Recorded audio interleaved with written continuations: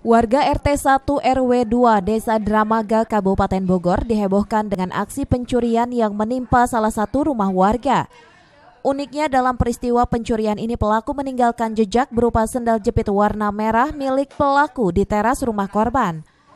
Dalam peristiwa pencurian ini pelaku diduga masuk ke dalam rumah korban dengan cara mencongkel jendela rumah, lalu menggasak sebuah tas yang terdapat sebuah handphone milik korban. Tas milik korban yang telah kosong pun ditemukan warga tak jauh dari rumah korban.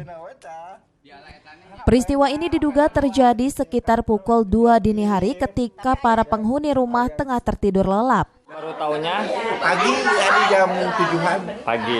Terus apa aja Pak yang hilang? Ya itu kayak HP. Jam 7-an kan tadi yoyo hudang. Ya maksud antara jam 2 lah tingkat jam 4 lah paling ge. Jadi baru kerasanya jam 7 pagi tadi. Ya bangun istri. Dia kan pada tidurnya rame-rame bertiga. Di belakang rumahnya Teh Neng di situ tuh. Pokoknya di pas belokan di situ tuh. Jadi ada. jauh sama rumah yang kejadian.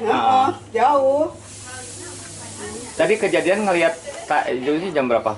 Pas kejadian subuh jam berapa ya? Jam 5 lewat kas ngambil dagangan ya nih. Udah terus ditaruh di dinya, disebarkan sahaya pada tenang ngakunya. Terus taruh heula di rumah gitu besi kayak neangan ya. Terus pas lewat rumah Bu Deli.